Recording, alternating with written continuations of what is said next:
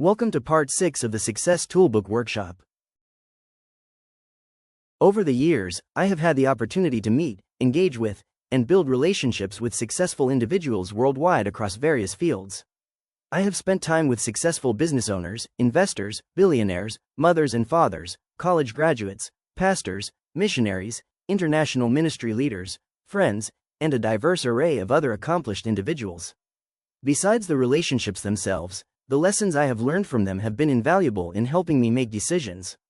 In this section of the Student Success Toolbook, I want to share some of those lessons with you in hopes that you, too, can be successful in all you choose to do. I have made many decisions throughout my life, some good, some bad, but many of them have been made based on emotion. What I mean by this is that many of my decisions were made immediately, in the moment when my emotions were high, and they clouded my brain. Not all of these decisions were bad, but none of them were thoroughly thought through. Making decisions while your emotions are high is like gambling. The outcome of these decisions is unpredictable, and one wrong move can destroy the very fabric of your life. This lesson came to me during two specific times in my life. The first time I was taught about making educated, well-prayed through, and thought-out decisions was after my family, and I moved back to the mainland United States. This followed the devastation of Hurricanes Irma and Maria in the Caribbean islands, particularly Puerto Rico, where we had been living. Unfortunately, this lesson came too late, but I still learned a lot from it. After returning to Michigan, we decided not to move back to Puerto Rico. We made this decision soon after the hurricanes hit. This was not wise. My family went through 6 months of counseling because of the trauma caused by our experience. Needless to say, our emotions were high. A good friend, and very successful business owner and investor, encouraged me not to make permanent decisions based on temporary emotions. Although this is some of the best advice I have received to date, I did not heed it. This created a ripple effect for our ministry and life that could have been avoided had I made this decision when we were calm, collected, and based on educated prayer and thought. Emotional decisions often have adverse long-term consequences and can be confusing. Never make a permanent decision based on a temporary emotion. Emotional fortitude. A lesson learned from a successful husband, father, business owner, and investor. The second lesson I have learned about emotional decisions comes from another friend, a very successful business owner and investor. I am no big-time investor by any means, but I have become fond of investing in cryptocurrency. It has been enjoyable learning about the market and developing my trading skills. It is part investment, with the hope of a significant return, and part hobby. However, I have been given valuable information about investing, which can be a very emotional game. Maintain emotional fortitude. Essentially, maintaining emotional fortitude means that we cannot let our emotions control us or our decisions. Emotions are real, and we cannot, nor should we, avoid them. However, although emotions are real, they are not representative of reality. Emotions are a fabrication of reality based on our connection with an event. If I have invested $100,000 in a cryptocurrency, my emotions will be higher when the price goes up or down than if I had $100 invested. Based on the possible loss or gain, my emotions could impact whether I buy, sell, or hold. This is because of the potential profit or loss with a $100,000 investment versus a $100 investment. Regardless, this does not change the reality of what is happening. A cryptocurrency price is going up or down, and that reality remains the same. The amount invested bears no weight on the actual event. The decision to buy, sell, or hold should be based on reality.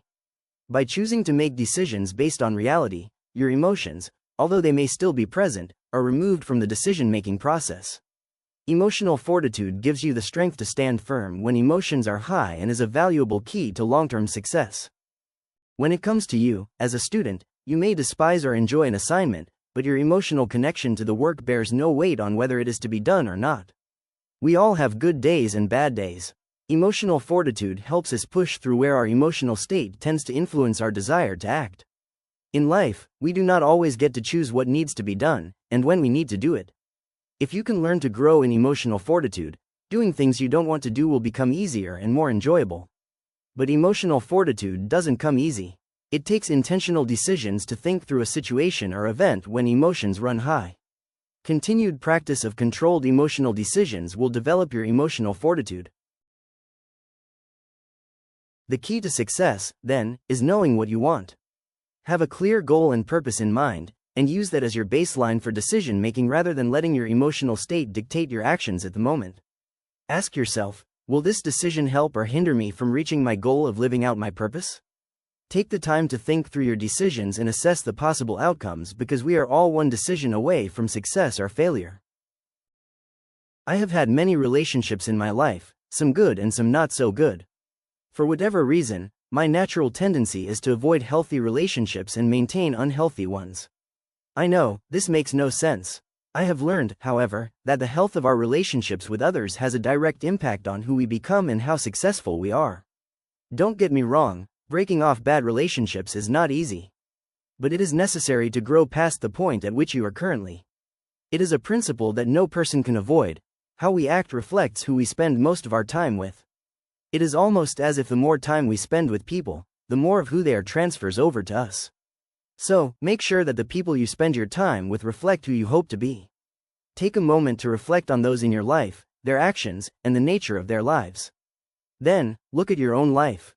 Are they similar? Part of growing up is learning to develop healthy relationships, not based on if you enjoy being around a person, although that is part of it, but on what they bring to the growing table, per se. Ask yourself this question the next time you are considering making friends with someone or learning from them. If my life were their life, would my life stay relatively the same, be worse, or be better? Remember, who you choose to let in your life, who you choose to build relationships with, and who you don't are keys to success. You can become a success or a failure by spending time with the right people. Ensure that the company you keep is the right one. Final thoughts. You have just worked through tools that can help you become successful in any area of life. Reading this book and working through these pages will not lead you to success on its own. You must continue to grow and apply these tools, among others, to succeed. It is essential to remember that success is not measured by the amount of money you have or the things you own, but by the person you are becoming. I hope that you have been encouraged, empowered, and equipped.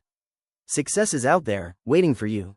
Take hold of your dreams, do what it takes, commit to action, hang around the right people, and your wildest dreams can become a reality.